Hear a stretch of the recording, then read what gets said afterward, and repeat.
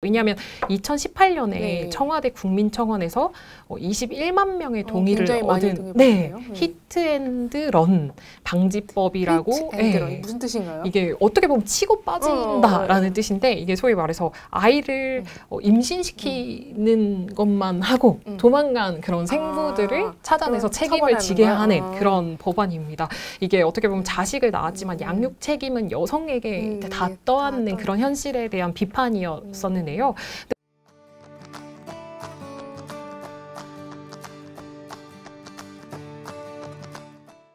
와인처럼 잘 익은 뉴스, 딱 맞게 골라드리는 경향시소.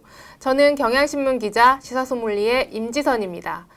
경찰이 출생 미신고 영아에 대한 수사를 벌이고 있습니다. 이 수사 과정에서 1000명이 넘는 아이가 출생은 했지만 출생신고를 하지 않은 상태인 것으로 알려졌습니다. 이 수사가 진행되면서 아이가 버려지거나 혹은 살해되는 경우까지 속속 드러나고 있습니다.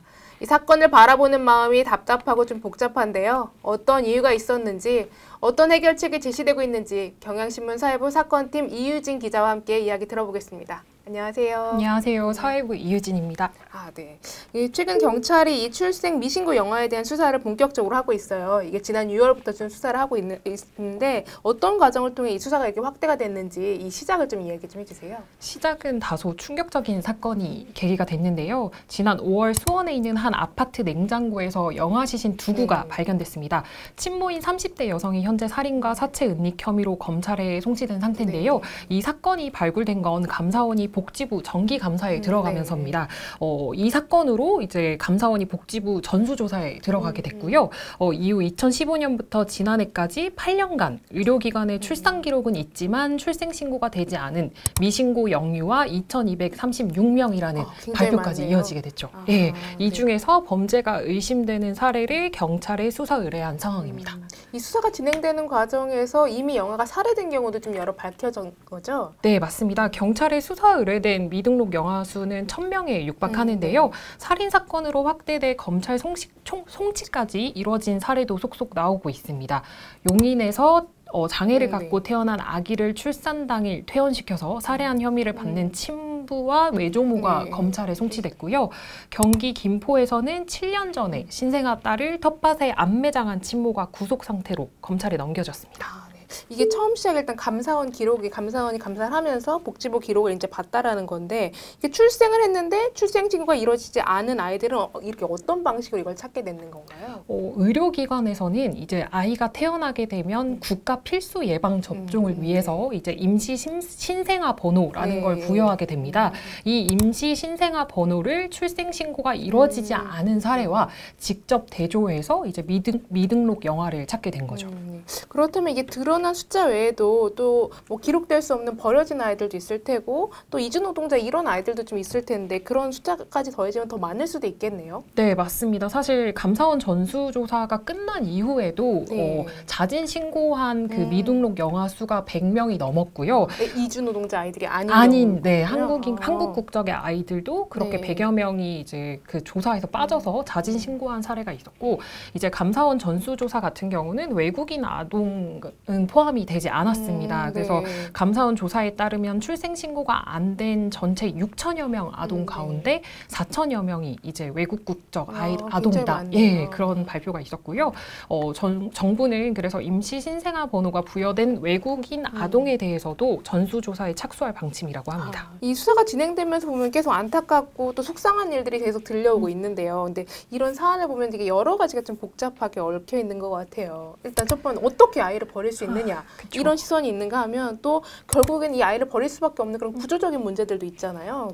네, 맞습니다. 그래서 사실 수사를 진행 중인 경찰의 속내도 매우 복잡한 상황인데요. 사건 초기에 경찰은 이 영아 유기, 살인 등 혐의에 대해서 아주 강력한 처벌을 약간 기조에 두고 돌입했거든요. 뭐 이런 얘기로 맞습니다.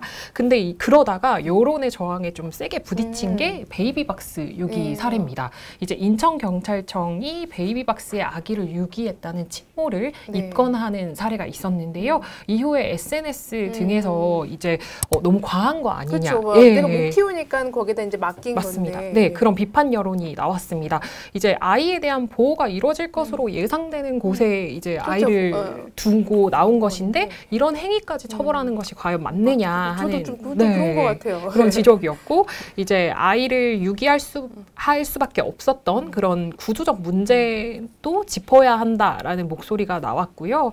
사실 이제 경찰 통계만 봐도 영아 유기치사 사건 피의자 절반 이상이 20대와 이제 20대 이하, 그러니까 소위 말해서 10대와 20대에 집중돼 있다라고 나오거든요. 고딩엄빠. 네, 맞습니다. 그리고 논문을 봐도 이제 네. 판례를 분석한 논문들을 봐도 이제 대부분이 경제적 이유와 또 미성년 임신에 대한 네. 사회적 시선 때문에 아이를 유기 혹은 살인했다라는 좀 결과들이 있어서 이게 복잡한 사회 문제가 얽혀 있다는 생각이 그렇죠. 듭니다. 최근에 나온 그 조사 같은 거 보면은 부모한테 이 사실을 알릴 수가 없기 때문에 맞아요. 아이를 네. 유기하겠다라는 네. 얘기가 되게 많았던 것 같아요. 그래서 이 문제 해결하기 위해서 국회에서 이 출생 통보제 이게 좀 통과가 됐어요. 근데 과연 이 문제가 법으로 해결될 수 있는 건지 또 법이 커버하지 못하는 문제도 여전히 좀 남아있을 것 같아요. 맞습니다. 이제 첫 걸음을 뗐다 이렇게 네. 볼 수 있을 것 같고요. 앞서 말했듯이 외국 국적의 아동들은 여전히 법 사각지대에 놓여 있는 셈이고요. 그리고 병원 밖 출생 사례도 여전히 사각지대에 우리나라에도 있습니다. 어쨌든. 네, 이게 어쨌든 병원에 가서 그런 그렇죠. 임시 신생아 번호를 부여받아야 되는 부분이라서 어쨌든 이제 보편적 출생 등록제도 도입도 필요하다 이런 목소리가 나와 있고 앞으로 제도 개선도 계속 이뤄져야 할 것으로 보입니다. 일각에서 이런 의견도 있어요. 그 익명으로 아이를 출산을 할 수 있는 뭐 보호 출산제 이게 이제 명확한 명칭은 아닌 것 같은데 보호 출산제를 좀 도입해야 된다라는 의견도 좀 제시되고 있는데요. 제가 알기로는 이 보호 출산제를 도입한 대표적인 나라가 독일인데요. 사실 네. 현재 한국에서는 이 보호 출산제를 둘러싸고 찬반이 팽팽하게 맞서는 그렇죠. 상황입니다. 예, 왜냐하면 찬성하는 측은 이제 병원 내 출산을 유도해서 산모와 아이 모두 살릴 수 있다라고 이제 좀 주장을 하고 있는 반면 한편에서는 양육권을 쉽게 포기할 수도 있다라는 우려가 나오고 이 보호 출산제는 그럼 어쨌든 양육권을 포기할 수 있는 걸 그렇죠. 전제라는 네, 건가요? 그렇게 되기 때문이고 네. 또 위기 임산부에 대한 실태 파악이 먼저지 이 제도부터 논의하는 것이 맞느냐 하는 목소리도 있습니다. 또 그리고 보호 출산제가 아동의 친생부모 알 권리를 침해한다는 주장도 나오는데요. 왜냐하면 이게 결국은 익명으로 출산을 하게끔 유도를 하기 때문에 나중에 엄마, 아이가 아빠가 누군지 전혀 내 모르는군요. 부모의 존재를 찾고자 할 때 그럼 어떻게 할 것이냐 이런 얘기도 나올 수 있는 거죠. 어려운 문제네요. 네. 그게. 이 안타까운 일들이 좀 많은데 근데 이런 사건들을 보면 계속 모성에 대한 이야기가 나오잖아요. 뭐 모성 강요 또 약간 좀 엄마한테만 너무 죄를 씌우는 거 아닌가라는 생각이 들고 그 사건의 와중에 과연 아빠들은 무엇을 하고 있었나, 아빠의 책임을 좀 물을 수 없나 이런 것도 약간 좀 물음표가 들어요. 그런 문제는 좀 어떻게 해결해 나가야 될까요? 이게 어려운 문제인데요. 이게 사실 친모한테 모든 책임을 떠넘겨서는 안 된다는 것에 동의하지 않을 사람은 없다고 생각해요. 그쵸. 예, 네. 그리고 실제로 뭐 베이비박스 유기 사례 판례들을 좀 찾아보면 의외로 친부가 피고로 올라서 처벌받은 사례도 네. 꽤 있거든요. 이제 문제는 신원불명의 생부일 텐데 이 생부를 추적하는 과정을 어떤 제도화한다는 것에 대한 또 윤리적 또 네. 법적인 그런 논쟁이 따를 거라는 생각이 들고요. 사실 입법 문제나 이런 법적인 거는 전문가들이 더 깊게 논의를 해봐야겠지만 그냥 관련 이슈를 계속 취재해왔던 네. 입장에서는 정부가 여성의 목소리에 좀 더 귀를 기울여야 한다라는 좀 생각은 듭니다. 왜냐하면 2018년에 네. 청와대 국민청원에서 21만 명의 동의를 굉장히 많이 얻은 동의받네요. 히트앤드런 방지법이라고 히트앤드런 무슨 뜻인가요? 이게 어떻게 보면 치고 빠진다라는 뜻인데 이게 소위 말해서 아이를 임신시키는 것만 하고 도망간 그런 생부들을 찾아내서 책임을 지게 하는 그런 법안입니다.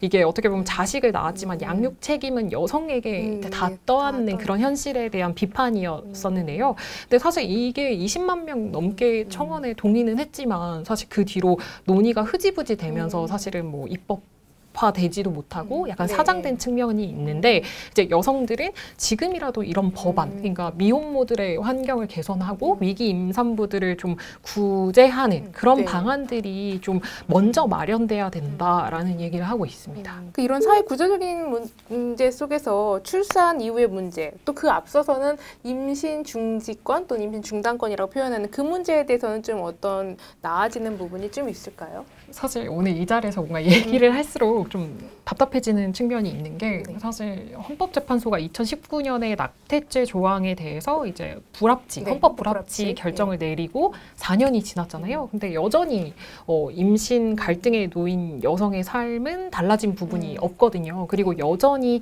안전한 임신 중지를 요구하는 여성들은 거리에서 시위를 하고 있는 상황이고요. 임신 중지 허용 범위를 제한한 모자보건법 개정안 여전히 국회 상임위에 묶여 있는 상황이고요.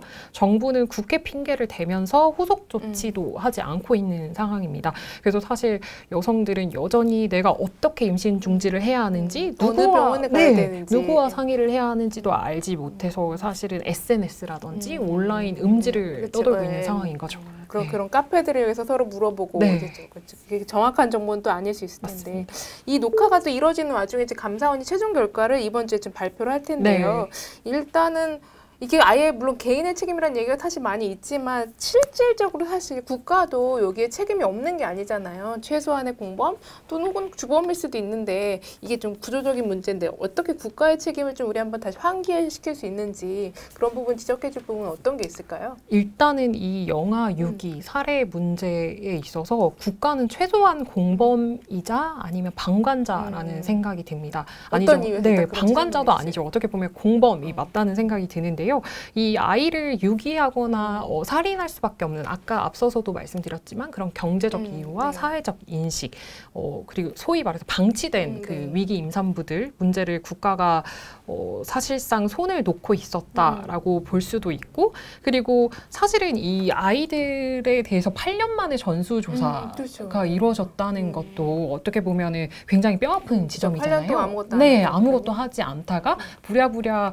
수원에서 냉장고에서 시신 두가 나오니까 그제서야 이렇게 추적에 들어간 건데 그럼 그동안 국가는 무엇을 하고 있었을까라는 질문을 했을 때 누가 거기서 자유로울까 하는 생각이 드는 거고요. 어쨌든 제도적 사각지대, 사회 인식의 사각지대 이게 총체적으로 맞물려 있는 사건이라는 점에서 국가의 잘못이 매우 크다 이렇게 볼 수 있을 것 같고요.